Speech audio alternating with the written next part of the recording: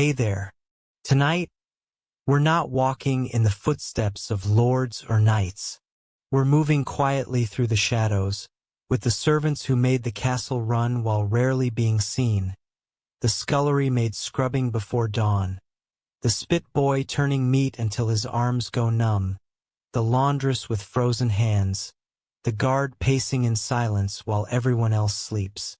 This is their story, not one of glory or grandeur, but of relentless work, aching limbs, and quiet strength.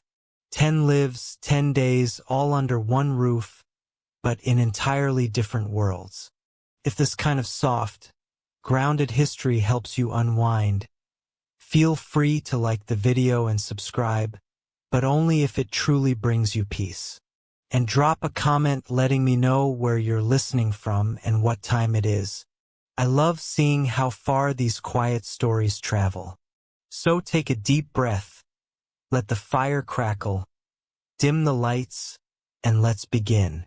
Not with royalty, but with those who served beneath them. Good morning. You're awake. Not because you've had enough sleep. Don't be ridiculous. But because the stone floor you were using as a mattress has successfully leached the last bit of warmth from your body. Also, the cook stepped on you. Twice. That's just how your day begins when you're the lowest-ranking life form in a medieval castle. Welcome to the thrilling career of a scullery maid. You are unpaid, unwashed, and largely unnoticed unless someone needs something cleaned or someone else to blame. You sleep beside the hearth because it's the only warm place in the kitchen. And by warm, we mean marginally less cold than outside. Your bedding is a burlap sack filled with straw that has seen better decades. Smells like burnt fat, wet wood, and crushed ambition. Your shift, that's your one piece of clothing, is made of coarse undyed wool that doubles as both pajamas and uniform. It's been boiled maybe twice this year, probably once, possibly never. You rise before the sun, before the roosters, before God, it seems. Why? Because everything that needs to happen before the nobles wake, fire, water, bread, cleaning, is your responsibility. Technically not yours alone, but let's be honest. The other girls know how to hide when work is handed out. You haven't learned that trick yet. Or maybe you just weren't born slippery enough. The hearth is dead. The embers have gone cold overnight. That's bad. A scullery without fire is like a knight without armor. Still dangerous, but mostly just pathetic. You shuffle outside into the pitch-black courtyard barefoot because your shoes disintegrated last spring and were repurposed as door insulation. The flagstones are wet and jagged. You gather kindling with hands too numb to feel splinters. Back inside, you crouch by the hearth and begin coaxing flame from damp wood and angry thoughts. Eventually the fire crackles to life and you hold your fingers above it until they stop resembling corpse fingers. You're now ready for your next task. Water. The castle does not have plumbing. It has you. You haul wooden buckets from the well. Gallons and gallons of water, heavy and sloshing, balanced on a yoke across your narrow shoulders. Takes multiple trips. Your arms burn. Your back screams. Your knees wobble like boiled barley. And you haven't even reached breakfast yet. By the time the kitchen staff starts filtering in, yawning, stretching, scratching, you're on your 4th trip to the well. No one thanks you. No one even makes eye contact. You are furniture with legs, that's all. The cook bursts in like a thunderclap, in a bad mood. She's sweating already, barking orders, and armed with a wooden spoon that's been repurposed as a disciplinary device. She shouts something about the stew pot still being crusty. That's your cue to start scrubbing. Again, you scrub pots until your knuckles bleed. No soap, of course. That's for rich people and sinners. You use ashes, sand, and lye. If someone remembers to make it, the lye burns. So does the ash in its own gritty way. You've developed something between a callus and a chemical burn on your right hand. The left one's worse. The scullery is a room of punishment disguised as a workspace. There's no ventilation. The one window is permanently clogged with soot. Everything smells like meat that's been boiled too long. And something else you don't want to identify. You spend most of your day hunched over basins, scraping grease from pewter trenches, and slapping rats off the table with a ladle. Let's talk about rats. They run this place. You just work here. Mid-morning arrives. You haven't eaten. There's a heel of bread in your apron, hidden and dry as chalk. You gnaw on it behind the doorway, trying not to look guilty. You fail. A kitchen maid spots you, reports you, and now you're assigned to latrine pot duty for the rest of the week. Congratulations. Later, you get promoted to onion duty, which is just a fancy way of saying cry professionally for 2 hours. You chop onions until your face is a waterfall. No one asks if you're okay. Everyone assumes you're just weeping from your station in life. Around noon, the nobles take their first meal of the day. You carry in dishes, step precisely where you've been told, and do not make eye contact under any circumstances.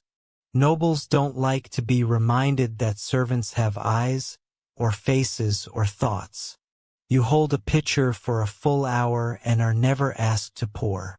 Your arms go numb. That's normal. After the meal, you clean again. The same trenches, now slick with gravy. Bones tossed carelessly under the table. Half-eaten pies, chewed grapes, and something that may have once been a fish. You scrape it all into the slot bucket. You're not allowed to keep scraps, but you might sneak one. Just once.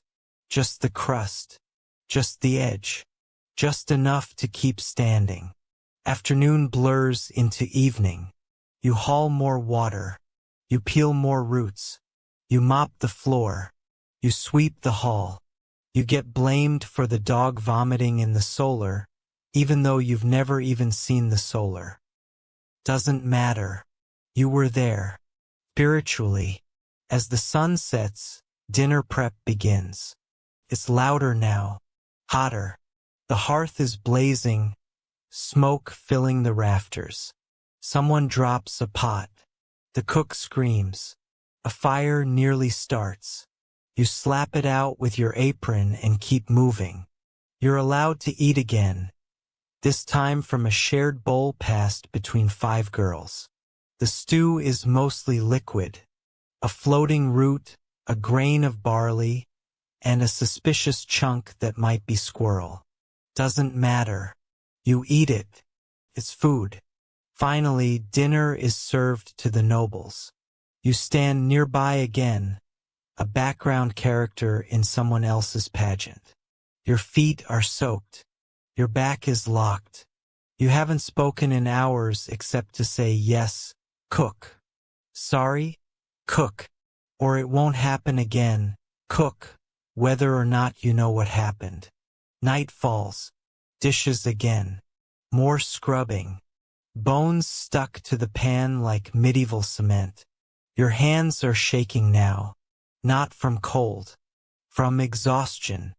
You're dismissed with a grunt. You crawl back to your sack near the hearth. The fire has dimmed to glowing embers. You press close to the stone for warmth. Your tunic is still damp. You smell like smoke, onions, and fatigue. Someone's already asleep beside you. Someone else is crying quietly. You don't ask who. You don't want to know. You lie there for a moment, not asleep, not quite awake, thinking about what came before this. You didn't choose this life. No one chooses to be a scullery maid. You were born into it. Your mother worked in the dairy until her back gave out. Your aunt did laundry until she caught fever from the river. Now it's your turn. You're part of the great medieval inheritance. Suffering passed down like a ladle. There's no path up. You don't become a cook. You don't marry the steward. You don't get promoted to lady's maid and learn embroidery under soft candlelight. That's fiction. You grow older. Your hands get worse.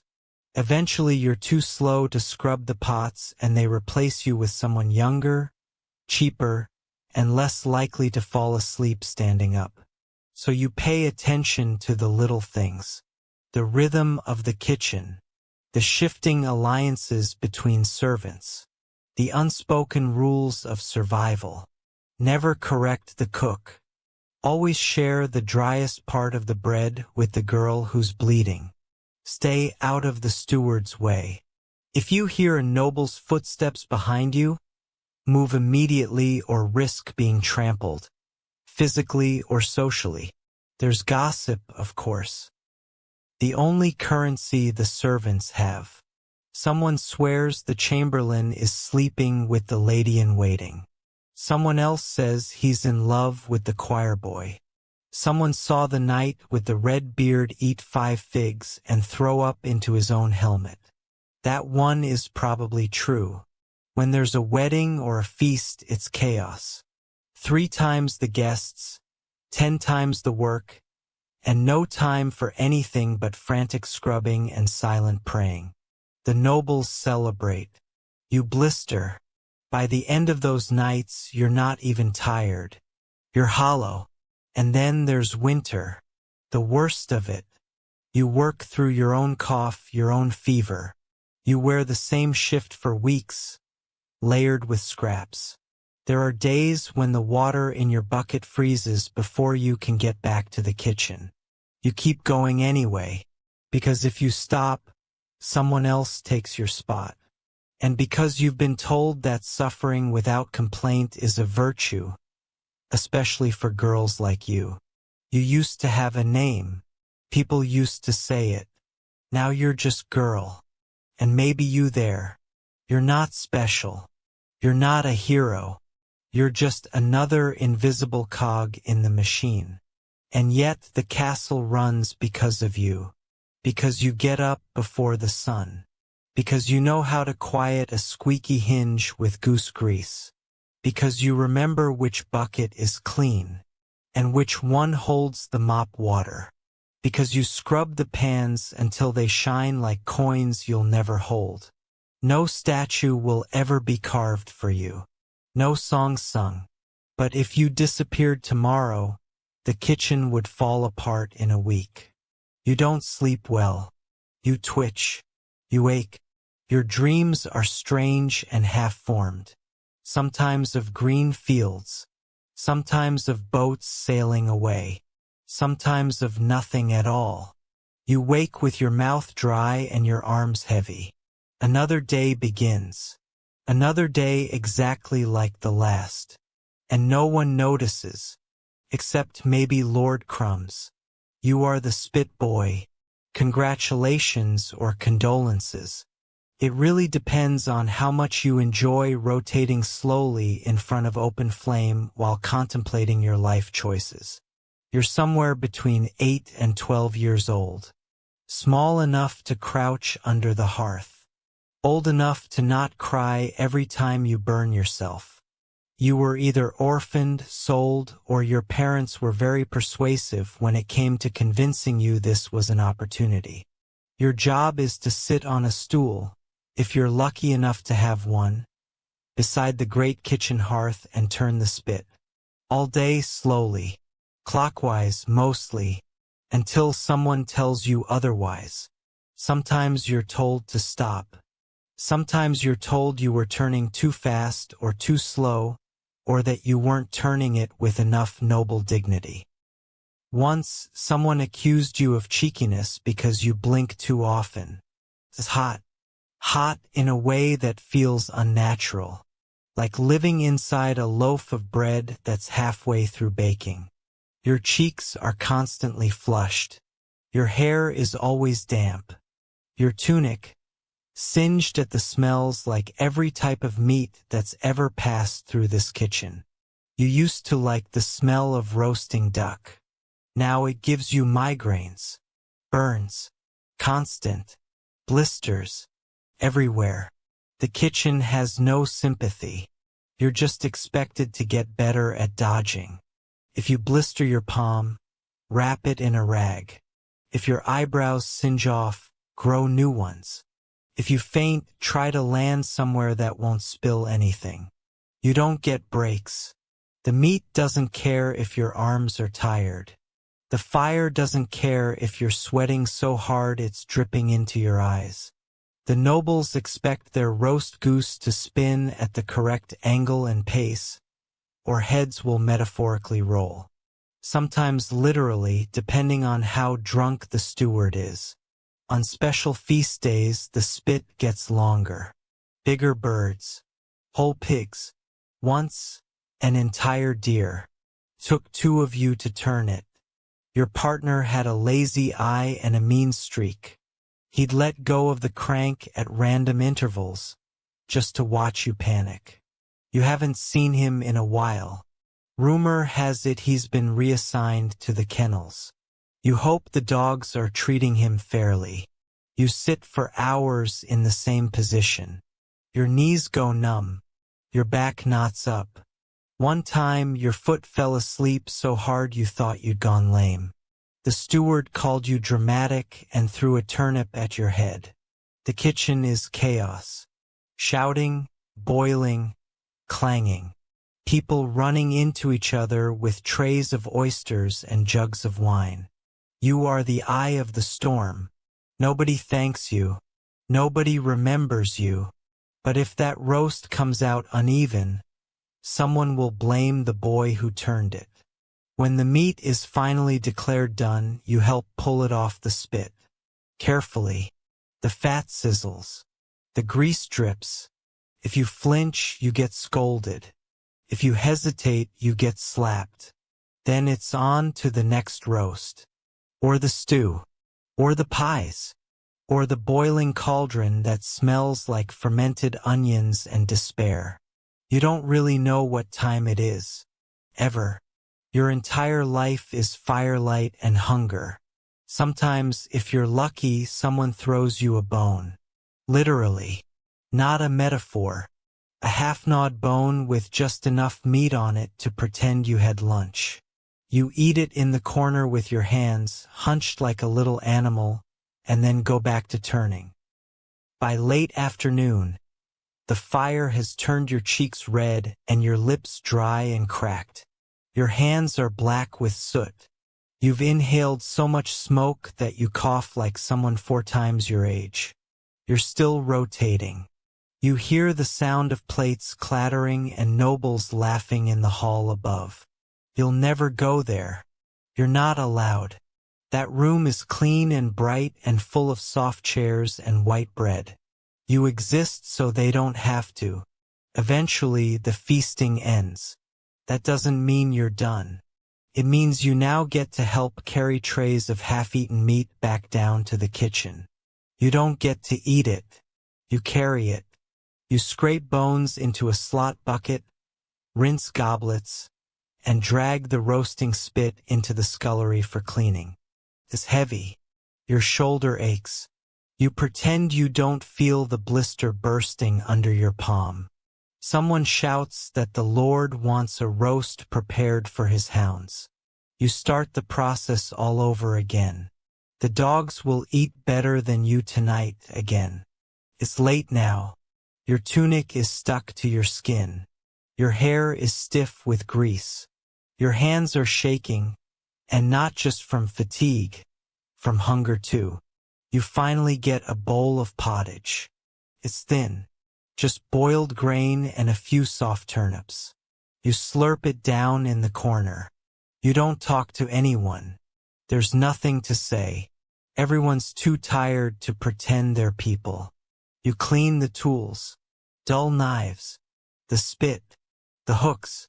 Everything must be spotless before the steward's round. If he finds a smear of fat, you're scrubbing it with your own spit. If you're lucky. If not, you're on floor duty in the Lord's privy the next day. Night settles like smoke. The kitchen quiets. The last pots clatter into place. The cook finally stops yelling. You sit near the dying fire, too sore to lie down, too wired to sleep. A rat crawls past. You don't flinch. You're too tired to care. You think about your old life before the castle. You were a shepherd's son, maybe? Or your parents ran a mill. Maybe they still do. Maybe they forgot you. Or maybe they were just desperate. One less mouth to feed. There's no path out of this. The best you can hope for is that your burns heal properly and that your back doesn't twist too early. If you're lucky, maybe you'll graduate to assistant cook by age 20. If you survive that long. Winter is especially cruel. The castle walls are thick, but the draft still cuts through like a blade. Your station by the hearth should be a blessing. Warmth, light, fire. But it's not warmth. It's exposure. One side of your body roasts while the other side freezes. You rotate like the meat, a human kebab of fatigue and frostbite. You don't have proper shoes. You wrap your feet in scraps and try not to stand in puddles. When you walk, your knees pop like old door hinges. When you crouch, you wonder if you'll ever uncrouch. There are days your fingers are so stiff from cold and burns you can't tell if you're holding the spit or it's holding you. And your health? You don't have that. Your cough has become part of your personality. Your skin peels from heat rash, then cracks from cold air. You smell constantly of scorched fat, which sounds delicious, but makes people avoid you. You've burned the same forearm so many times it looks like overcooked pork. No one offers a remedy. The apothecary is for nobles. You're told to rub it with pig lard and keep turning. The hierarchy in the kitchen is strict. You are beneath the kitchen maids, beneath the butcher's assistant, beneath the boy who fetches eggs. You are the lowest. Even the dog that begs for bones is higher than you. At least it gets scraps. Sometimes the steward nods at you. That's the highlight of your week. You wonder, not often but sometimes, what your life might look like if you ever left. Then you remember spit boys don't leave. They either grow up to be other kinds of servants or they don't grow up at all. You settle into your spot by the half again. Legs folded, arms hugging your knees. The flames are lower now, but your skin still burns where yesterday's blisters cracked open. You stare into the coals and imagine what it might feel like to be warm without hurting. You don't know. You've never felt that. Outside, snow is falling. Inside, meat is sizzling. And in between them, forgotten and ignored, you keep turning, like you always do. You know how every castle or town needs someone to deal with the human waste. That's you. You're a gong farmer, which is a polite medieval way of saying professional human filth remover. If it goes in the chamber pot, you take it out. If it ends up in the latrine, you get it back out again. You are the bottom of the bottom, scraping the literal cesspit of society. And somehow it's a real job, one that paid better than some others. But before you get excited, remember, it paid better because no one else wanted to do it. Your shift starts at night. Not because you're nocturnal, but because no one wants to smell or see you during the day. You're banned from public markets until you've bathed. Not that bathing helps. The stink doesn't wash off. It lives in your pores now. You're the reason people cross the street and pretend they didn't see you. Your tools, a rake, a bucket, and a shovel. Your uniform, layers of thick wool stuffed with moss and whatever you can find to try and block the smell. It doesn't work. The smell finds a way. It always does. Your job is simple. Go to the cesspits. Dig out the compacted, fermented, semi-liquid remains of everything the castle or town has flushed into the earth for the last 6 months. And get it out before it overflows into the streets. You climb down into the pit. Yes, down. Ladder optional. Rope if you're lucky. The smell hits you like a brick wall dipped in sewage and fermented despair. It burns your eyes, coats your tongue, and makes you wonder what choices in life led you here. You breathe through your mouth, but it doesn't help. Now you can taste it. You descend slowly, boots squelching on the moist slope of decomposing waste. The pit is ankle-deep in places, knee-deep in others, and bottomless in imagination. You rake through it all. The recent stuff is bad, but the older layers? That's where the nightmares live. Gray sludge, black crusts, slick masses that burble and shift as if they're thinking about becoming sentient. You don't ask questions. You dig. And what are you digging through? Human waste, of course. Animal waste. Broken chamber pots. Straw soaked with fluids you'll never identify. Bits of food. Bits of cloth. The occasional dead rat. The occasional dead. Other thing. Once you found a chicken.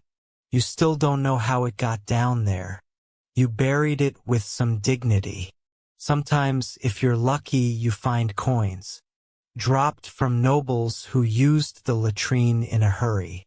You pocket them. You've earned it. Once your bucket is full, you haul it out. You dump it into your cart.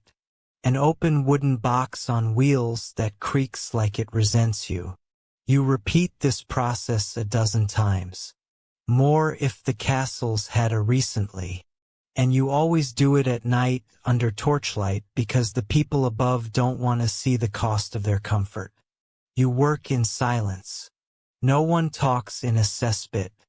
Once your cart is full of what medieval records gently call night soil, you roll it through the quiet streets. The wheels leave tracks. The air behind you wilts. If anyone sees you, they gag or mutter a prayer. One kid once threw a cabbage at you. You threw something back. You're not proud of it. You head outside the town walls to the dumping grounds, usually near the fields. Because guess what? Waste gets reused. All that filth you collect, it becomes fertilizer. The very same nobles who won't look you in the eye are unknowingly eating vegetables grown in their own refuse. That's what you call medieval recycling. By early morning, you're done dumping but not done working. You return to clean your tools, which means rinsing them in a pond that's already halfway ruined. You wash your boots, your clothes, your hands. It doesn't help. The stink clings. Your neighbors can always tell what shift you've worked. Some won't sit near you at meals. Some won't even share a table. You try not to let it get to you. You tell yourself it's honest work, important work. If you stopped showing up, the entire castle would flood in filth within the week. You're not a hero, but you're what stands between society and ankle-deep disaster. You eat alone most days. Your bread tastes like ash. Not because it's burned, just because everything smells like ash and worse now. You drink ale because the water's not safe and because, frankly, being sober around your own job is a kind of masochism. Winter is the worst. Not because it's cold, though it is, but because everything freezes. The waste freezes. Your hands freeze. Your breath turns to steam and then to regret. You've got to hack through icy crusts with a shovel just to reach the warm, steaming horror beneath. It's the only time you'll ever see something warm and be upset about it. Summer isn't better. Summer bakes everything. The stench gets airborne. Flies swarm. Wasps show up for reasons you don't understand. You sweat so much it soaks through your shoes. You've tried everything to master smell. Vinegar, crushed herbs, even rubbing yourself with mint leaves. All it does is make the stench floral. People joke about you behind your back. Smells like a gong farmer is an insult. Some people assume you're stupid. You're not. You know how to brace a ladder with one leg while hauling 40 pounds of waste up a rope with the other. You know which side of the pit is safer to stand on after rain. You know which torch oils don't explode when dropped into methane pockets. That's science, or something like it. And here's the kicker. You make more money than most servants. Yep. This is one of the few medieval jobs that actually paid well. Not luxuriously. You still live in a one-room hut on the edge of town. But better than a cook's helper or a baker's boy. Because no one else wants to do what you do. Ever. They'd rather starve than crawl through what you crawl through. That's your leverage. Your curse. Your wage. By night's end, you're done.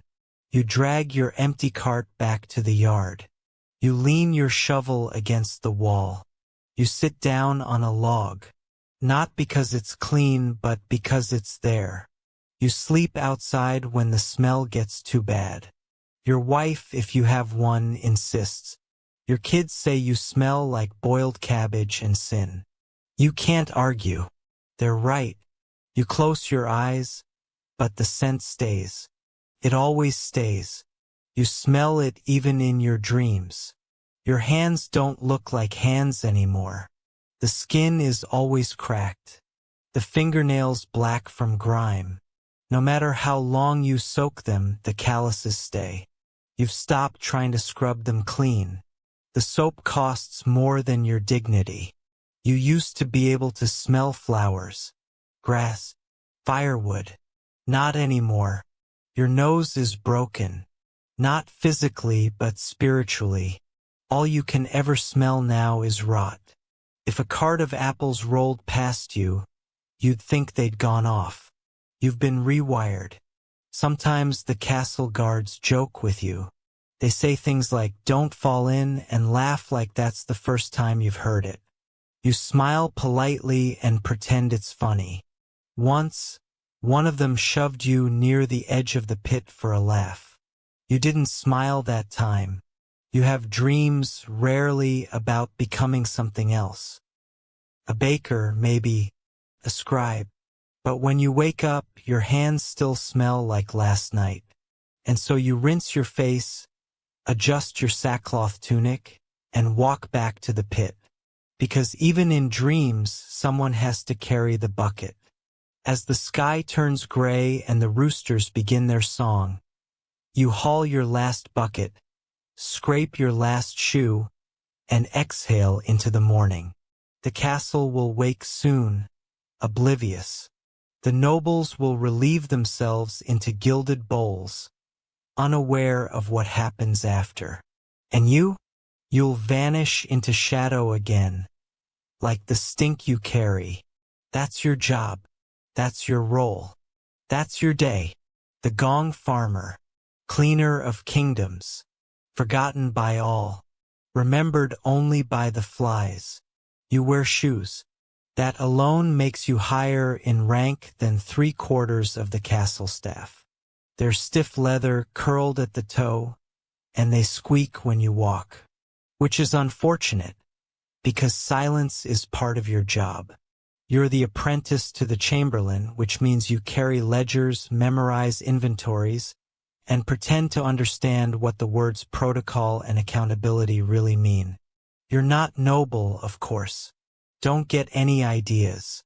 You're a servant, but you're a servant with access. You enter rooms others only clean. You witness things most peasants couldn't spell. You fetch parchment, write numbers, and maintain calm when the Countess is screaming that her linens smell like goat. Your day begins before the Lord's rise. You wake in the servants' hall near the good fire, the one not used for cooking rats or heating piss buckets. You splash water on your face, comb your hair with your fingers, and brush your tunic clean with your own sleeve.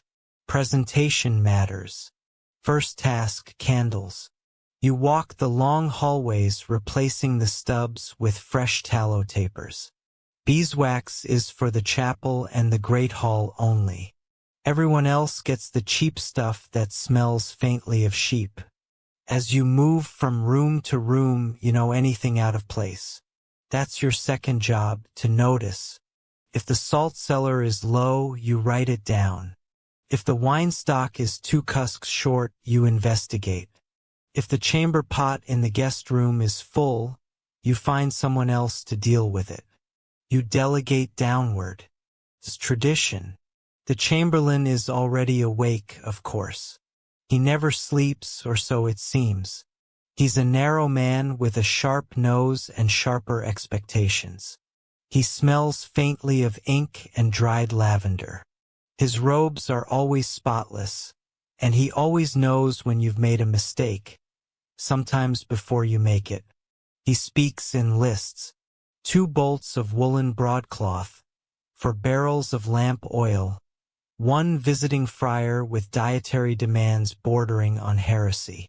You nod, write it all down, and pray you don't spill ink again. Last time you did, he made you recopy an entire month's ledger by candlelight, while the steward watched and chewed pickled herring directly into your ear. Your job is part clerk, part courier, part scapegoat. When the linens go missing, it's your fault. When the firewood is damp, it's your fault. When the Lord's hunting dog defecates in the guest stairwell, somehow, still your fault. Mid-morning is for inspections. You follow the chamberlain through halls and chambers like a silent, scribbling ghost. He taps walls, lifts bed covers, tastes wine, sniffs rushes. You nod and record. You try not to sigh. Once you caught yourself yawning and spent the rest of the day organizing dry peas by size and color. You envy no one in this castle except maybe the cook's dog, who at least gets to bark without consequence.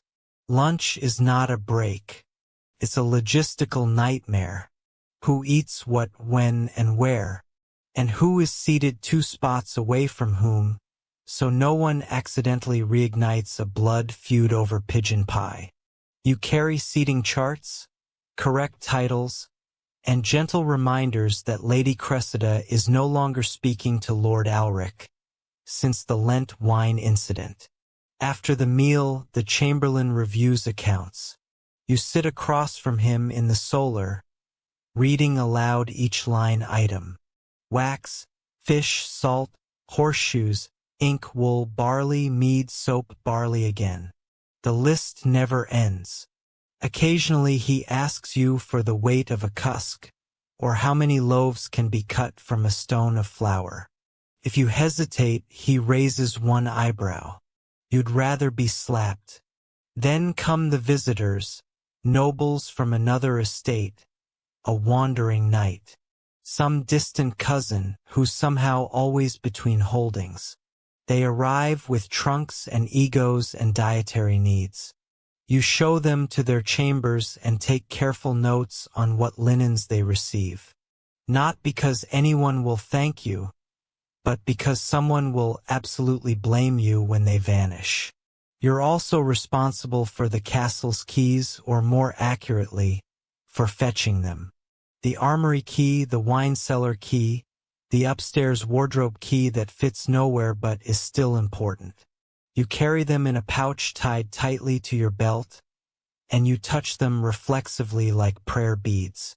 Losing them would be a career-ending scandal. Possibly a beating. Possibly exile. Possibly worse. Permanent latrine duty.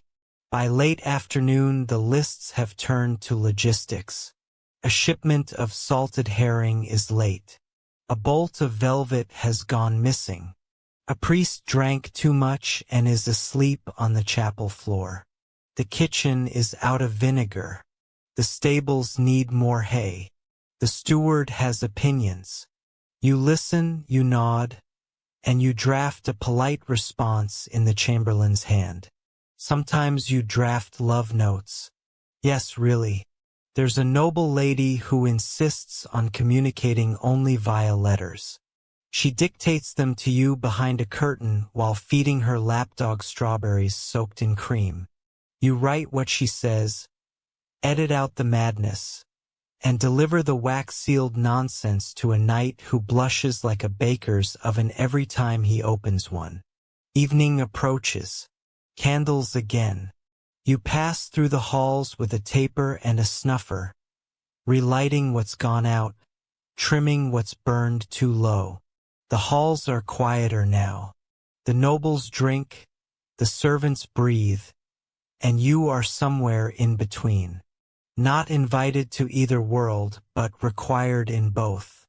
You check on the guest rooms again, fluff the rushes, straighten the curtains, ensure that no one has died, spilled wine, or eloped without proper documentation.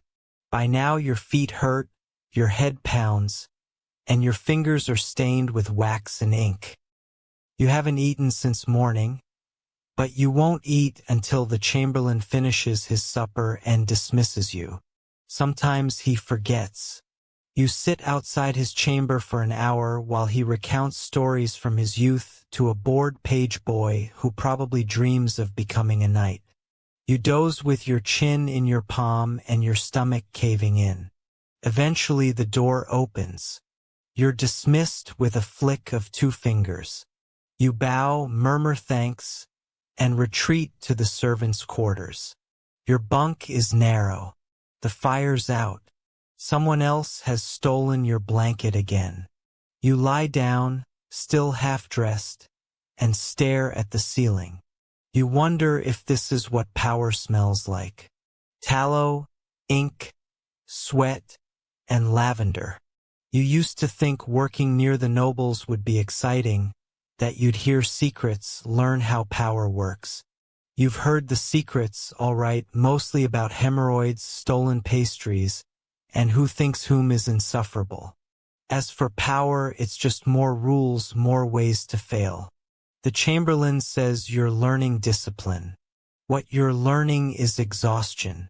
What you're learning is how to be invisible, indispensable, and ignored at the same time. You've become fluent in silence, skilled in being present but forgettable. There's talk of promotion. Maybe one day you'll be assistant to the steward or manage to sell a books. Maybe. More likely, you'll keep doing this until your back gives out or your eyes go bad from reading numbers by candlelight. There's no pension, just a slower decline, and still you show up because your work keeps the chaos stitched together, because the castle doesn't run without you, because someone needs to make sure the salt stock matches the winter ration plans, and because if you don't, someone will notice. You drift off to sleep counting barrels in your head. You dream in inventory. You wake when the first bell rings. It's still dark. You stand up, stretch your aching legs, and adjust your squeaky shoes. It's time to relight the candles and begin again. The other servants tolerate you. Barely. You're not one of them. Not anymore. You wear cleaner clothes. You use words like allocation and inventory, but you're not one of the nobles either. They forget your name even as you light their halves and refill their inkwells. You exist in the middle, a walking reminder that power trickles down slowly and responsibility floods upward, and still you show up because showing up is what keeps the castle standing. And tomorrow, like today, you'll carry the lists, count the candles, and be blamed for everything that goes wrong. You start your day in a barn that never quite sleeps. The horses stir before the sun rises, snorting clouds of steam into the frozen air. Hooves clattering softly in stalls layered with straw, and the occasional rat. You are the stable boy. That means you shovel, you brush, you haul, you get kicked. Often. But mostly you apologize to creatures that outrank you in both grace and nutrition. You sleep in the hayloft above the main stable, if you can call it sleep. The floorboards are thin and the horses below never stop shifting. You hear everything. A tail swishing, a hoof stomping, the unmistakable sound of something large defecating very close to your pillow. Your hands are already cracked before dawn. You pull on the same stiff boots, the same sour-smelling tunic, and climb down the ladder. The cold hits you like a slap from God. You start mucking out the stalls one by one. Shovel, pitch, shovel again. It's not glamorous, it's not even tolerable. But it has to be done before the master of horse arrives, or else you'll spend the morning with a split lip and a lecture on discipline. You work fast, but not too fast. Moving too quickly spooks the horses, and spooked horses are worse than angry nobles. They bite, rear, and crush. You've already broken 2 fingers and once got a hoof to the ribs that left you coughing blood for a week. Still, you love them, the animals. They don't lie. They don't yell. They don't pretend to be better than you. The stable smells like hay, manure, sweat, and horse, which is somehow worse and better than anything inside the castle. You don't mind it anymore. You've stopped smelling things the way regular people do. You know the scent of a healthy stallion versus one with colic. You can tell when a horse is nervous just by how it breathes. These animals make more sense than most people. After the stalls are cleared, you fetch feed. Heavy sacks of oats and hay bales stacked high in the loft. You lower them one by one, careful not to twist your back again like last winter. You nearly passed out, and the master said, "He's faking it," before throwing a bridle at your head. Feeding is a delicate dance. Some horses are greedy. Some are shy. Some will bite your hand if you reach at the wrong moment. You've got scars to prove it. You pat their necks, check their hooves, and whisper nonsense to keep them calm. They know your voice. They trust you more than most nobles ever will. Mid-morning means grooming. You brush, curry, clean hooves, and untangle manes.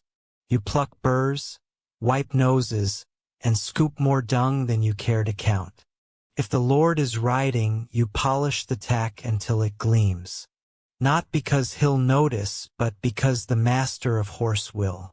And if anything is amiss, it's your hide that gets tanned, not the leather. Sometimes the nobles bring dogs into the stable. Hunting dogs. Loud, twitchy things with more pedigree than sense. You clean up after them, too. No one ever says thank you. When the Lord decides to ride, and he always decides last minute, everything changes. The stable turns into a whirlwind. You saddle his best gelding, the one that doesn't like to be touched. You check the straps 3 times. You wipe the bit with a cloth. You make sure the stirrups are exactly how he likes them. Too short, of course, because fashion over function is eternal. Then you stand aside, quiet and invisible, while he mounts. If the horse fidgets, it's your fault. If he slips in the mud, it's your fault. If he falls and breaks a nail, it's probably still your fault. You'll hear about it for weeks.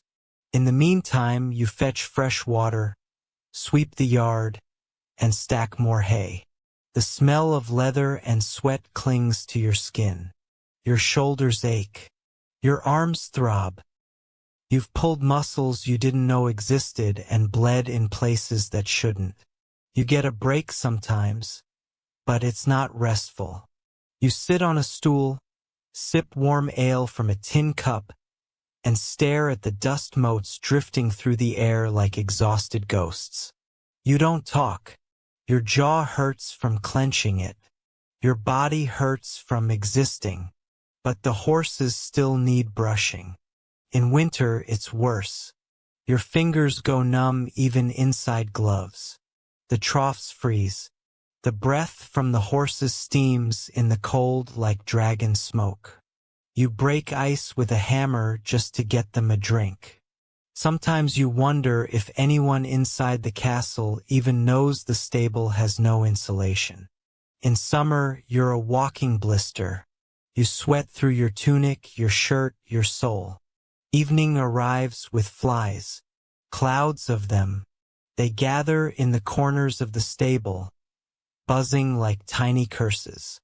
You swat them away half-heartedly while cleaning out the last stalls. One of the older Maras has soiled her bedding 3 times today. She's nervous. Bad weather is coming. You feel it in your joints, the way the air shifts. You know before the sky even darkens. You sweep again. You rake again. You scrub the troughs with a fistful of straw and an old brush that lost its bristles 2 years ago. No one replaces it. No one notices but you. The master of horse checks in one last time. He grunts if he's pleased. He yells if he's not. You've learned to measure your day in the distance between his voice and your face. You sneak a few carrots from the feed room. One for the gray mare who doesn't bite. One for the chestnut who only bites strangers. They nuzzle your hand with soft velvet noses. It's the closest thing to affection you get. When the sun goes down, you climb the ladder to the hayloft again. Your bed is a pile of rags and straw. It smells like mildew and saddle oil. You lie down in your clothes. There's no point undressing. You'll only have to put it all back on in 5 hours. You listen to the horses breathing. You listen to the wind pressing against the wooden slats. You count hoofbeats in your dreams. You'll be up before dawn again. No one at court knows your name. They call you boy even though you're nearly 17. And your back creaks like a drawbridge. When you pass in the halls, they wrinkle their noses. Not because you're rude, but because you smell like a life they don't want to imagine. Still some nod. The kitchen maid leaves you crusts. The blacksmith grunts a greeting. Once, a knight gave you a silver coin because you calmed his stallion before battle. You still have it. You don't plan to spend it. It's proof that you're not invisible. You're not stupid. You know you won't rise high. There's no ladder from stable boy to steward. No horse brush that turns into a sword. You're not going to become a knight, not even a squire. But you know animals, and that's something. You know how to wrap a wound, calm a foal, and spot a lame leg before it gets worse. You matter in a quiet way. You've seen what happens to boys who can't take it. They leave or break or disappear one night after a whipping. No one asks questions. You do your job and keep your head down. In bad weather, the stables leak. In summer, the hay rots. In winter, your breath ices on the rafters. But the horses are still there, waiting, breathing, trusting. And that's enough. Not always, but most days. So you close your eyes, listening to the weight of hooves in straw, the creak of wood, and the soft breath of creatures that never judged you. Tomorrow it starts again. You are the stable boy, and the horses need you. You don't stay for the praise. There isn't any. You stay because the horses know your voice, because they nicker when they hear your boots, because in a world full of orders, lies, and punishments, this is the one place where you're trusted. Not for who you are, but for how you move, how you speak, how you listen. And that kind of trust, that's rare. Even in a castle. You wake up with a paw in your mouth. Again, it belongs to a turnspit dog. Short-legged, long-bodied, vaguely miserable, like a sausage with trauma.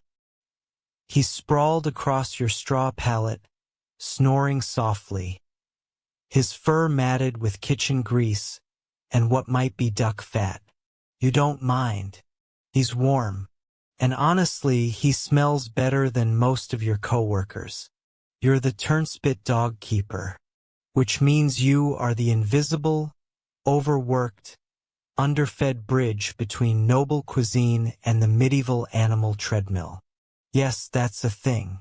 The dogs run. The spit turns. The meat cooks. And someone has to make sure the dogs don't die, snap, or sit down mid-roast. That someone is you. Your shift begins before the fire's even lit. You get up, stretch your back until it clicks, and immediately step in something wet. Hopefully water. Probably not. The dogs are restless. They know what's coming. You haul the first of them from the pallet. A stubborn mutt named Snipe. He bites you. Lightly. You deserve it. He's been on spit duty 3 days in a row. You rub his ears, mutter an apology, and lead him into the kitchen. The fires are already smoking. The cook is yelling about Swan again. You open the turnspit wheel. It looks like a hamster wheel if hamsters weighed 30 pounds and had job-related trauma. Snipe crawls in. You latch the gate behind him. He starts walking. The spit begins to turn. The roast boar maybe begins to spin. Now you watch. You time. You bribe. You beg. The trick is keeping them moving without pushing them too hard. If the dog slows down, the roast cooks unevenly. And the cook throws things. Hot things. Sharp things. Emotional things. If the dog stops completely, the spit jerks, the meat slips, and you spend the rest of the morning being told that you've ruined Christmas. It's May. There are 4 dogs. You rotate them like wheels on a cart. 2 on duty, 2 resting, but none of them really rest. They just whine, twitch, and gnaw on old bones in the corner, while you rub their legs and whisper encouragements like you're raising canine gladiators. You clean the wheels too, not because anyone tells you to, but because they squeak loud enough to make the cook's temples drop. You learnt that lesson last month when a squeal mid-banquet earned you a ladle to the forehead. Sometimes the Lord himself walks through. He doesn't speak to you, just nods vaguely toward the meat and compliments the earthy flavor. That's your sweat, and probably some dog hair. You're welcome. Feeding the dogs is another gamble. They're not supposed to eat scraps from the noble table. But you do it anyway. No one wants to run on an empty stomach. And dried peas aren't exactly performance fuel. So when no one's looking, you slip them bits of goose fat or crusts soaked in gravy. They love you for it. Until one of them bites your thumb off, which almost happened last week. Burns are common. Your forearms look like parchment.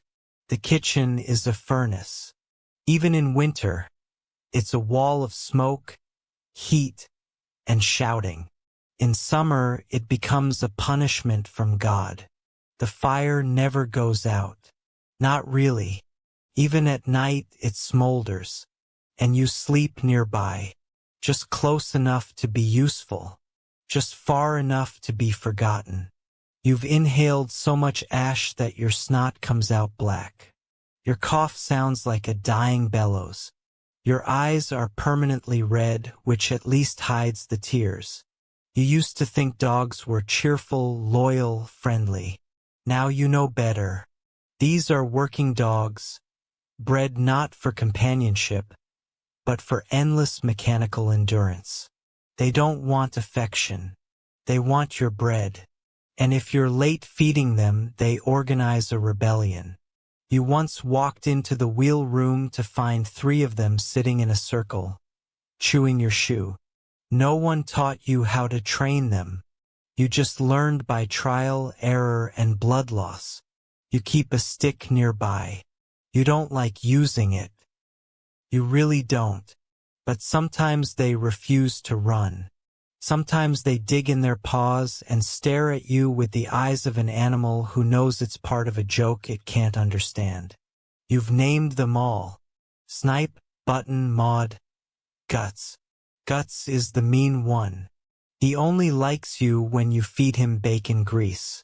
Otherwise he growls like a brewing storm and snaps at your ankles when he's off duty. You think he sees the world the same way you do. Tired, greasy, and full of smoke. Once, a noble child wandered into the kitchen. She pointed at the dog wheel and said, "Look, a spinning puppy." You smiled. Then her tutor yanked her away and glared at you like you'd exposed her to something indecent. You didn't say a word. You never do. At some point, you realize your posture's changed. You walk hunched now from years of ducking under low beams, crouching beside dog pens, and carrying iron spit still hot from the fire. Your hands are covered in calluses and burns. Your knees ache when it rains. You're 17. You used to dream of being a falconer.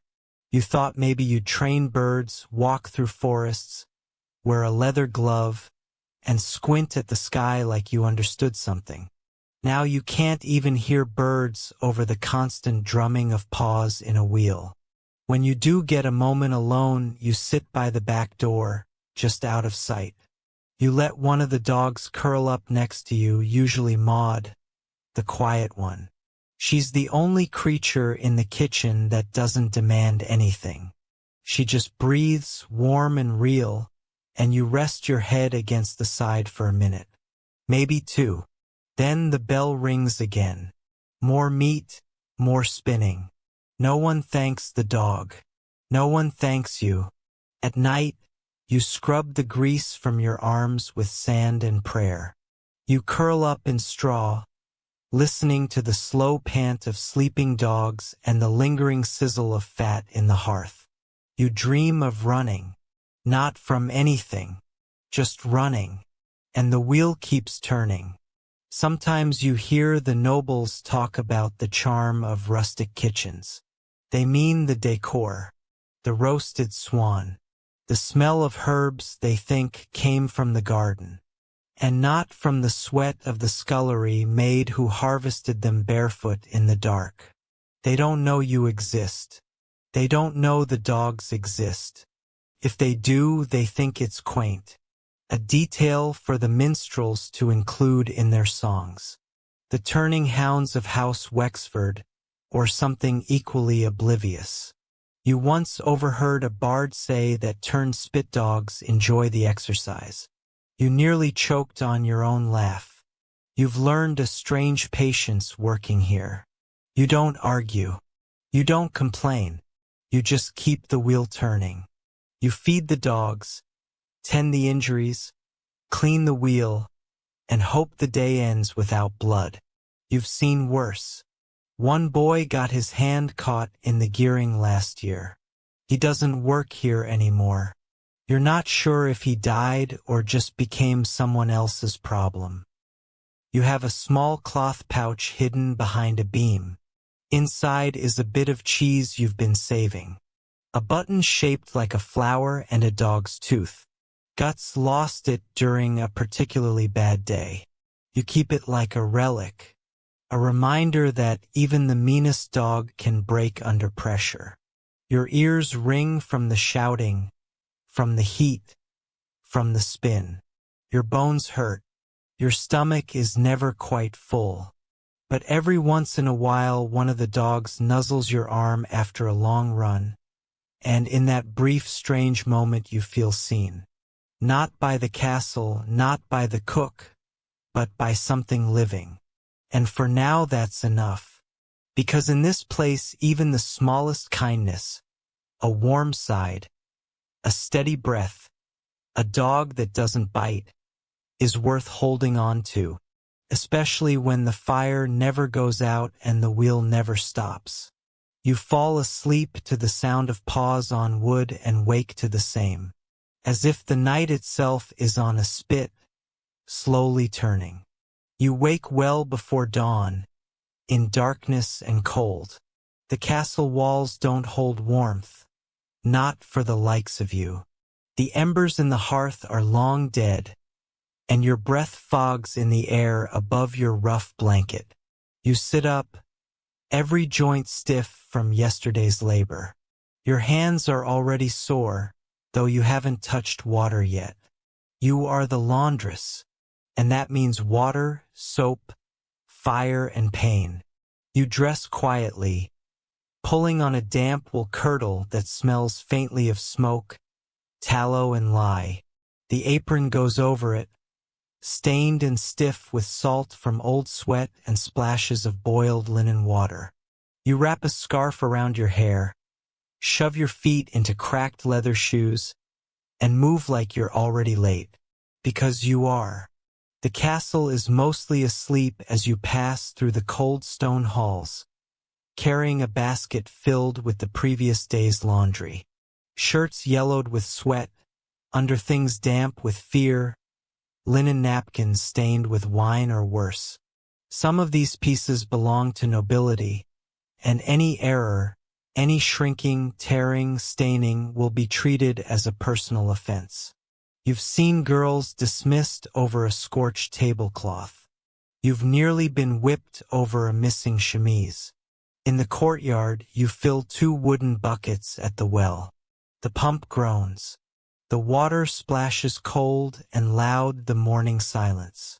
You carry the buckets balanced on a yoke over your shoulders. It digs into your skin with every step, past the smokehouse, past the scullery, to the yard where the great copper boiling pot waits blackened over yesterday's ashes. You light the fire underneath with trembling hands and flint. By the time the water starts to steam, the air is sharp with smoke and your fingers are red with cold. You mix in a scoop of lye, made from hardwood ash you soaked and filtered last week. The liquid goes cloudy. You stir it with a long wooden paddle, careful not to let it splash. The burns on your arms are still healing from the last time you slipped. With the lye water heating, you sort the laundry, coarse linens in one pile, fine ones in another. The lord's shirts and the ladies' undergarments are treated with reverence, not for what they are, but for what happens to you if they're returned imperfect. Woolens stay separate. You don't boil wool. You've seen a full cloak reduced to the size of a doll's coat in one careless afternoon. You begin with the soak. Linens go into the hot lye-laced water and are stirred gently to loosen the stains and stench. Then comes the scrubbing. At a flat stone slab near the well, you kneel and press the servant's tunic down hard against the rock. You rub soap into the fabric, black soap made of tallow and lye, harsh on the cloth and worse on your hands. You scrub in strokes, knuckles whitening. The stone is rough and the cloth is heavy, waterlogged, and stubborn. When you dunk it into a barrel to rinse, the water clouds instantly. You smile faintly. Progress. The rinse water is cold. So cold your fingers go numb within minutes. You work anyway, switching hands, clenching them to keep the blood moving. Every now and then you blow on your fingers and flex your wrists, but it barely helps. You think of other women, the scullery maid, the wood carrier, and know they're cold too. It doesn't make you feel better. It just reminds you you're not alone. Once the worst of the dirt is out, you haul the linens to the stream that runs behind the outer wall. There, in the shallows, you beat the larger items, sheets, tablecloths, with a wooden paddle. You swing and smack and swing again, the water splashing up your sleeves. Every blow knocks out dirt. Every splash soaks your skin. You can barely feel your knees in the mud. Around you, a few washerwomen from the village do the same. No one speaks. No one needs to. The only sound is water, wood, and the occasional sigh. When the linens are beaten, rinsed, and twisted dry by hand, a process that leaves your shoulders screaming, you drape them over bushes or on long ropes strung between trees. In summer, they dry in the sun. In winter, you hang them near the hearth, praying they don't catch fire. Damp fabric and open flames make uneasy neighbors. You tend the fire again, check the boil, stir the next batch, fetch more water. You lose track of time in the repetition. Haul, soak, scrub, wring, hang. By midday you can't feel your forearms. By afternoon your lower back is a knotted rope. There's a moment, though, when the lady's veil comes clean, a stubborn wine stain finally gone. You hold it up, steaming, white against the smoke, dark sky, and feel a flicker of pride. Brief. Then you spot a fray at the hem and mutter a curse. You'll have to patch it and pray no one notices. When all is hung and steaming gently in the afternoon wind, you sit for a moment on an upturned bucket, just to breathe. You tear a bit of crust from the pocket of your apron. Hard bread, mostly stale, but food all the same. You chew slowly and watch the linen dance in the wind. Then you're back at it, collecting the dry, folding the crisp cold shirts, checking for mist stains or lingering damp. You sort the noble garments into a separate basket, laying a cloth between each folded item like layers of armor. You'll deliver these by hand, quietly, without making eye contact, without drawing attention. You are invisible. You must stay that way. At the kitchen door you exchange a nod with a scullery maid, who smells like fish and onions and exhaustion. Inside, the cook shouts something about missing cloths. You wordlessly pass her a folded bundle of kitchen rags. She grunts her thanks. You leave before she can remember your name. The last stop is the Lord Sola. You knock. A servant answers. You hand him the basket with a practiced bow. He doesn't thank you. He closes the door. Your hands are raw. Your neck aches. Your back feels twisted. But nothing is stained. Nothing is missing. That means today was good. You return to the laundry yard to put out the fire, empty the tubs and rinse the soapstones. A sheet has blown loose and lies half in the mud. You grab it before anyone sees. It's only a little dirty. You'll wash it again tomorrow. You don't complain. There's no point. At last, just as the sun begins to set behind the battlements, you sit again, this time longer. You hold your hands out toward the fading warmth of the fire and feel the pain pulse back into them. Your nails are chipped. Your fingertips are peeling. But they still work. In your apron pocket you carry a scrap of linen, a torn piece from a ruined towel. You've been sewing it into a handkerchief in quiet moments. There's no time for that tonight, but just knowing it's there gives you something that belongs only to you. You eat in the servants' hall. Pottage, bread, warm ale. You eat quickly, quietly, eyes low. Then you return to your pallet near the chimney. Your shift is over. Tomorrow will be the same. Water, soap, fire and pain. But tonight you sleep. When all is hung and steaming gently in the afternoon wind, you sit for a moment on an upturned bucket, just to breathe. You tear a bit of crust from the pocket of your apron. Hard bread, mostly stale, but food all the same. You chew slowly and watch the linen dance in the wind. Then you're back at it, collecting the dry, folding the crisp, cold shirts, checking for mist stains or lingering damp. You sort the noble garments into a separate basket, laying a cloth between each folded item like layers of armor. You'll deliver these by hand, quietly, without making eye contact, without drawing attention. You are invisible. You must stay that way. At the kitchen door, you exchange a nod with a scullery maid, who smells like fish and onions and exhaustion. Inside, the cook shouts something about missing cloths. You wordlessly pass her a folded bundle of kitchen rags. She grunts her thanks. You leave before she can remember your name. The last stop is the Lord Sower. You knock. A servant answers. You hand him the basket with a practiced bow. He doesn't thank you. He closes the door. Your hands are raw. Your neck aches.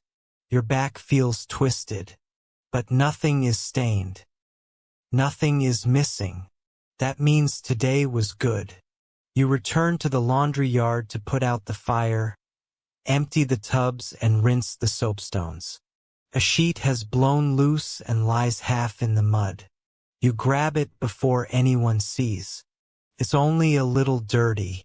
You'll wash it again tomorrow. You don't complain. There's no point. At last, just as the sun begins to set behind the battlements, you sit again, this time longer. You hold your hands out toward the fading warmth of the fire and feel the pain pulse back into them. Your nails are chipped. Your hands still work. In your apron pocket you carry a scrap of linen, a torn piece from a ruined towel. You've been sewing it into a handkerchief in quiet moments. There's no time for that tonight, but just knowing it's there gives you something that belongs only to you. You eat in the servants' hall.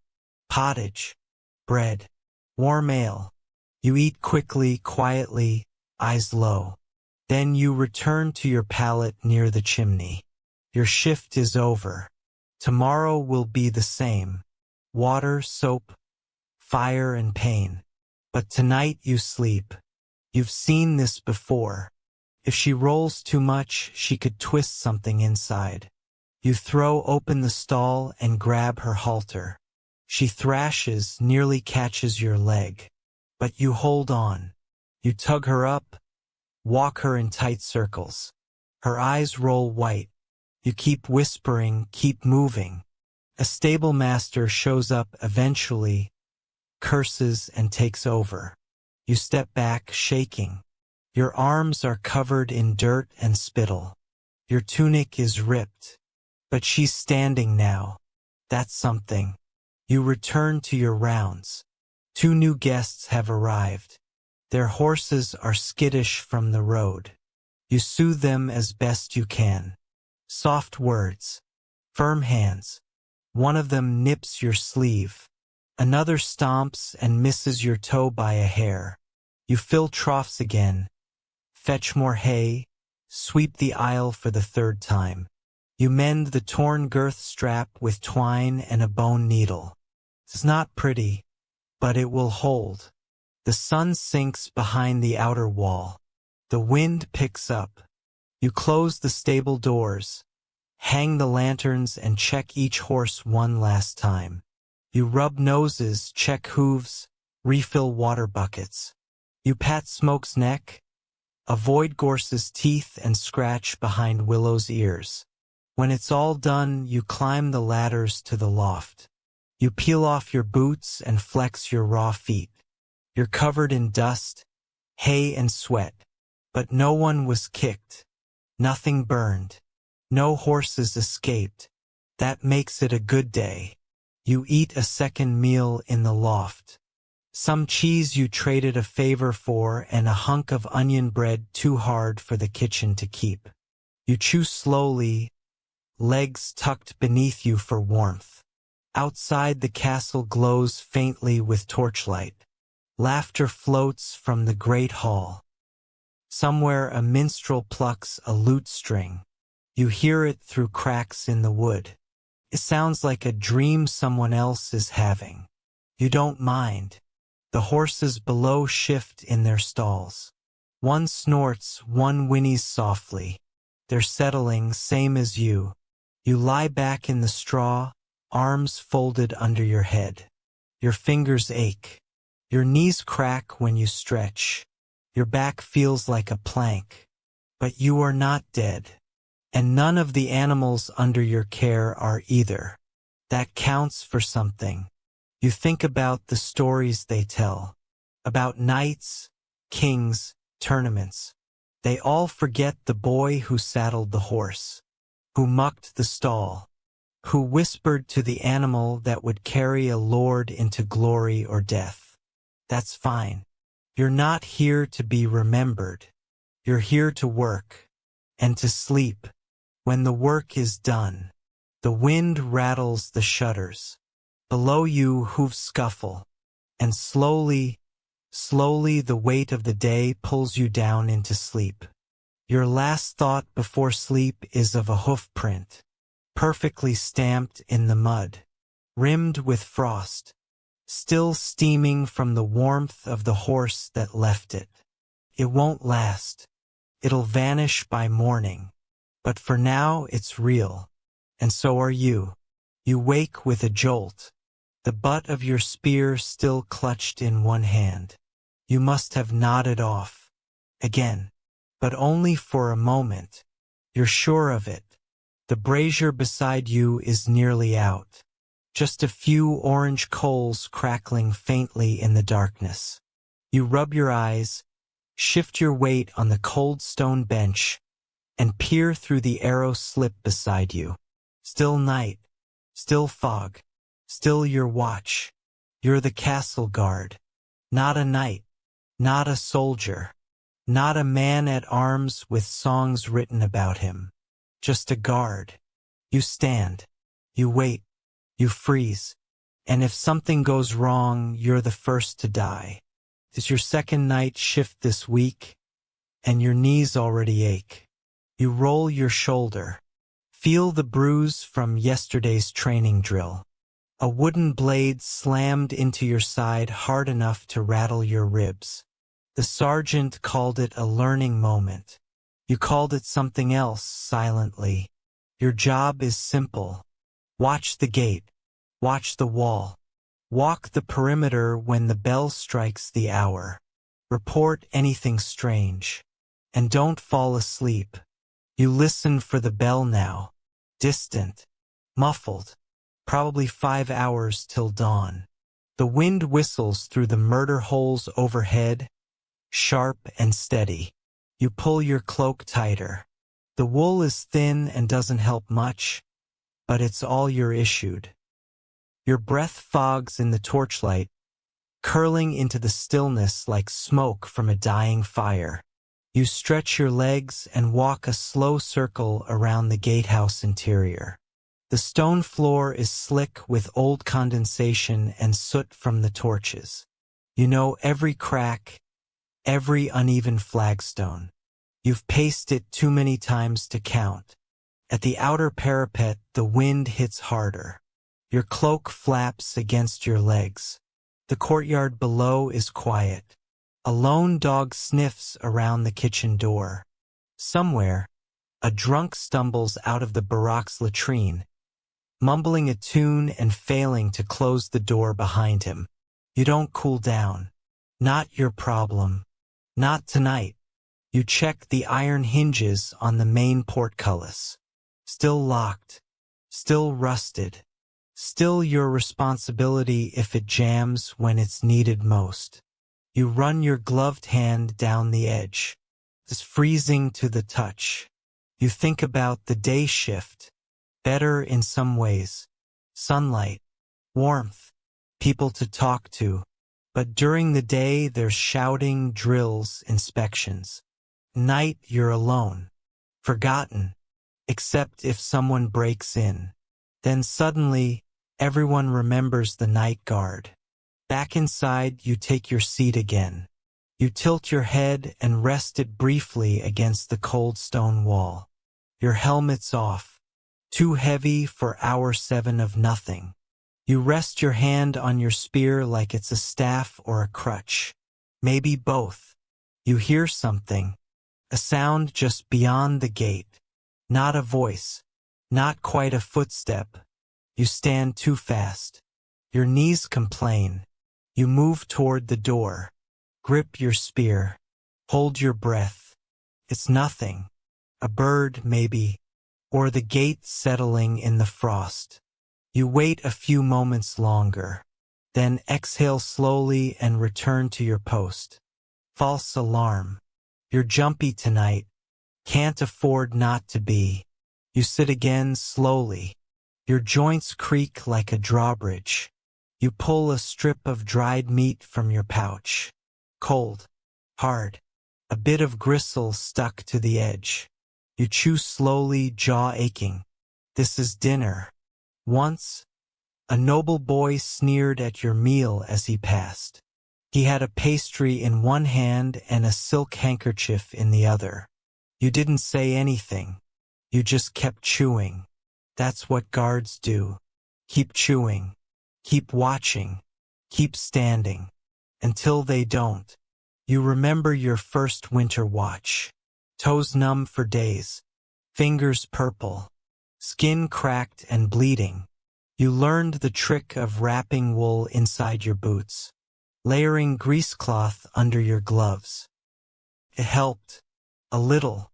Midnight bells toll. You stand and make your round. From the eastern tower to the west. Past the armory. Past the chapel. You pause there. Light flickers in the chapel window. The priest must be praying again. He never sleeps either. You climb to the wall walk and scan the woods beyond the outer bailey. Black trees sway in a sea of mist. The moon casts a pale stripe across the fields. You see no movement. You see everything. You think of your mother's farm of harvest moons and cider, and wonder if she's still there. You hope she is. You make it back to your post just as the brazier dies completely. You don't bother relighting it. The cold keeps you awake better anyway. Sometime after the last bell, the captain arrives. His boots echo on the stone as he enters. He doesn't speak at first, just looks you over, checks the ledger, taps the pike rack once with the butt of his halberd. Still breathing, he asks. Barely, you answer. He grunts, then passes by without further word. He never says good work. You're not here for praise. You're here because someone has to be. He leaves. You stretch once more, rotating your shoulder. The fog is lifting. The sky to the east is beginning to pale. Soon the bells will ring for morning prayer and your shift will end. The day guards will arrive, loud, well-rested and freshly shaven. You'll nod, hand off your spear and disappear back into silence. You descend the tower steps and make your way to the barracks. Your cot is rough. The blanket smells of mildew and smoke.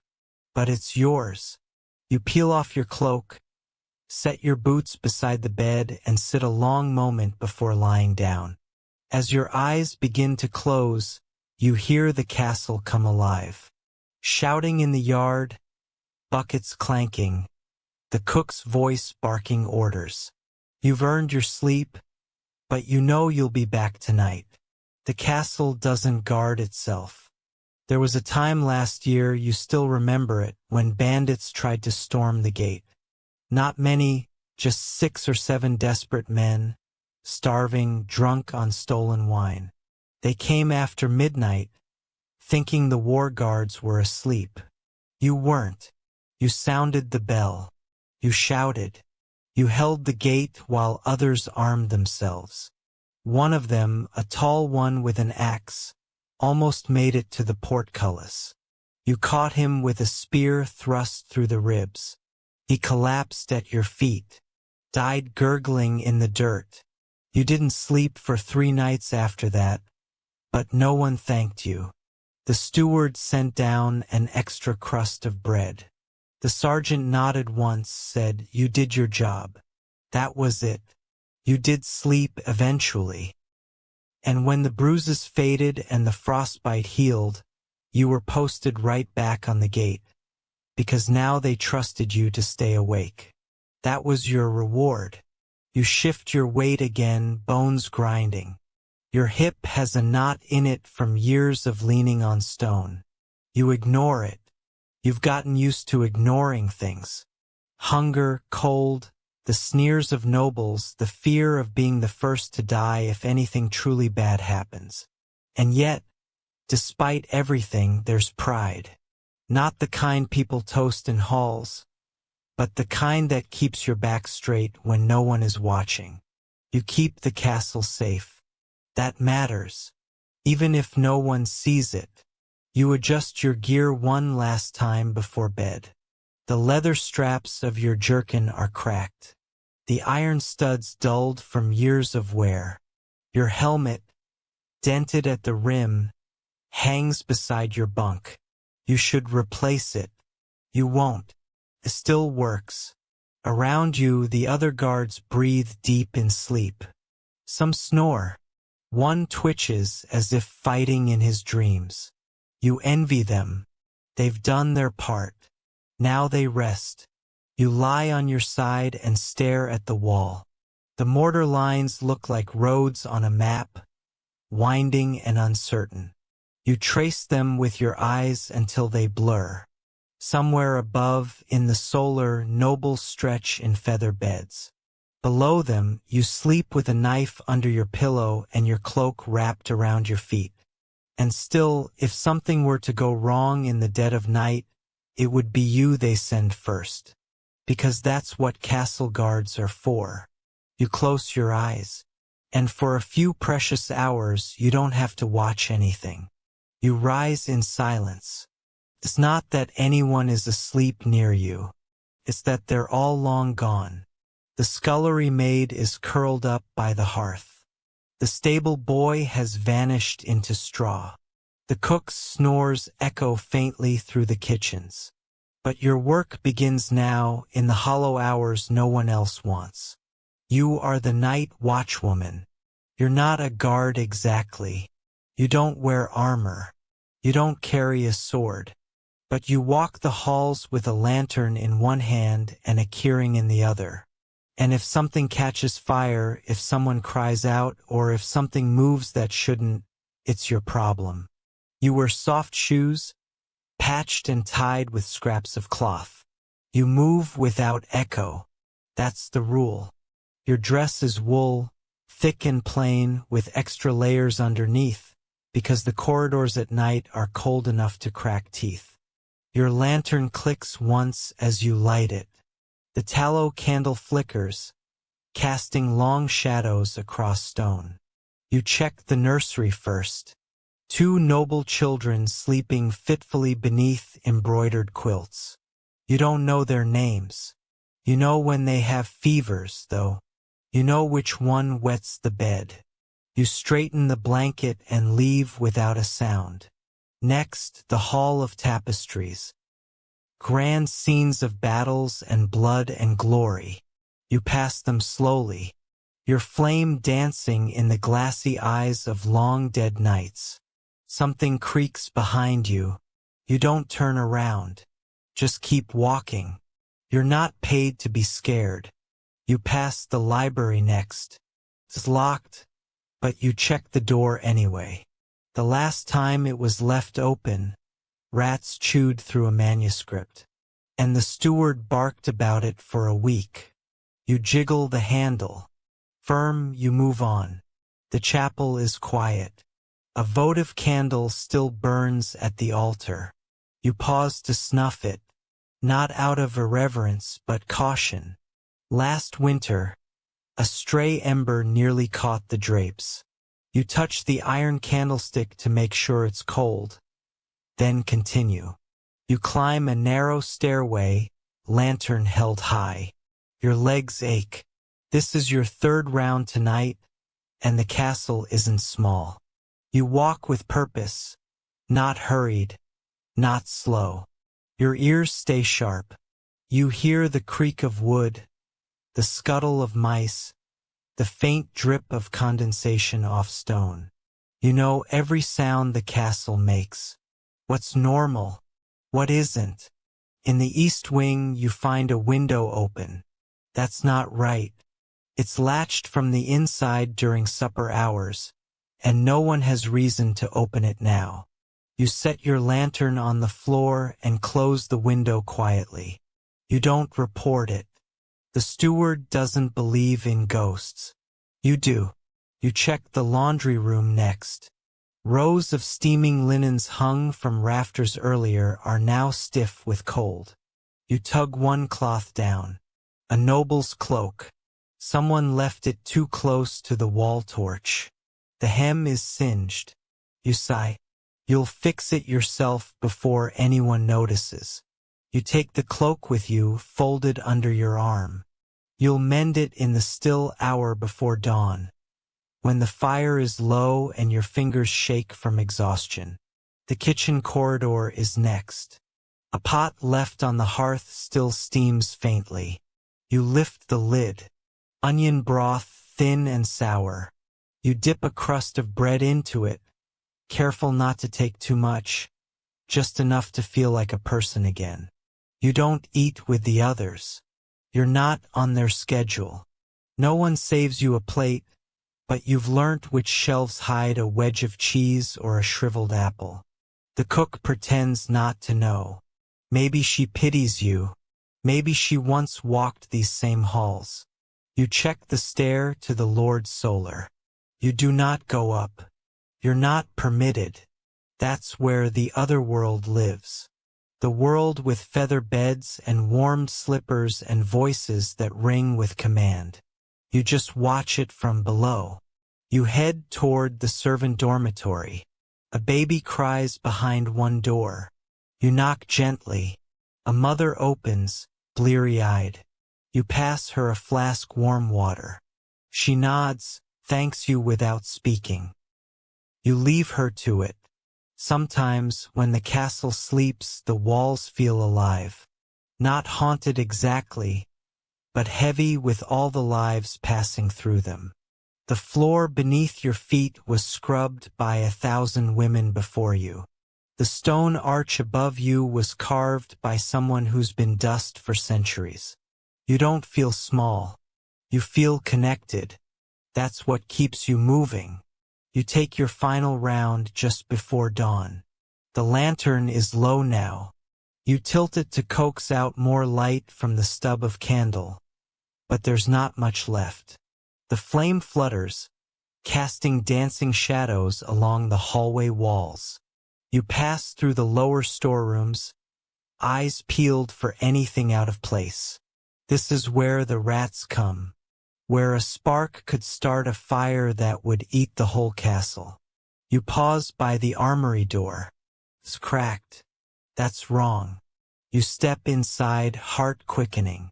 You don't have a weapon. Just your keys. Just your voice. You scan the racks. Swords, pikes, axes, all accounted for. You check the back wall. Nothing. No one. A draft must have nudged the door, or someone left it unlatched. Still, you shut it firmly and slide the bolt home. Back at your seat near the kitchen hearth, you finally let yourself rest.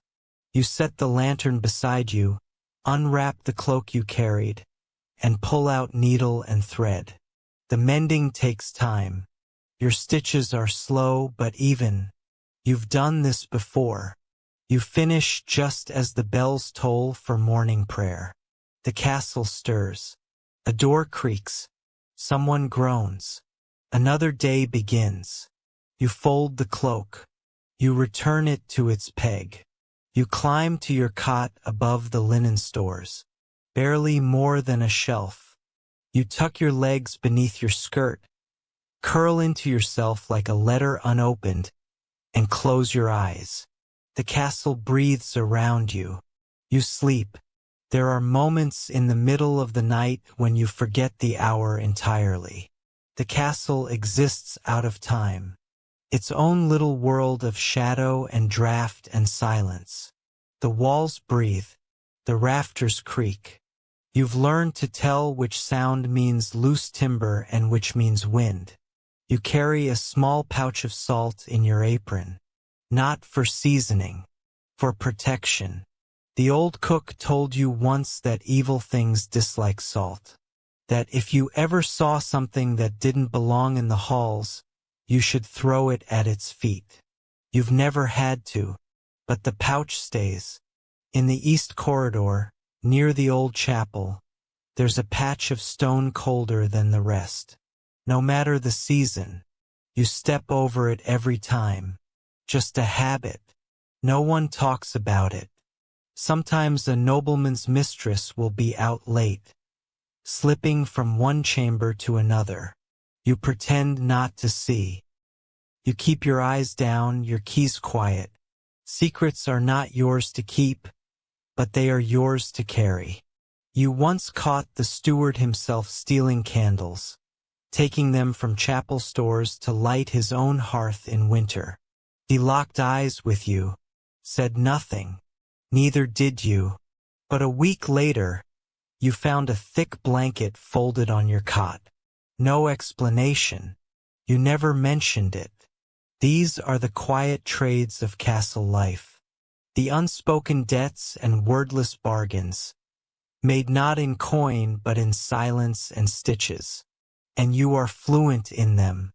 In the quietest part of the night, just before the birds begin to stir, you sometimes pause beneath the great window overlooking the courtyard.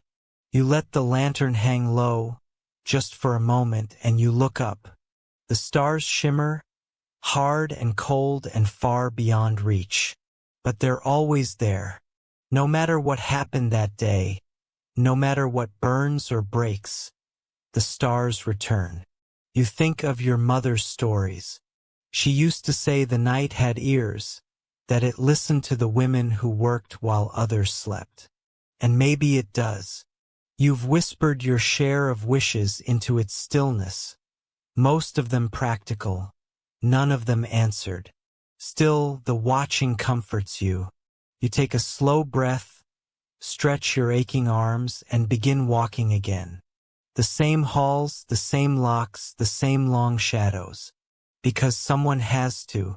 Because someone always has. And tonight, as always, that someone is you.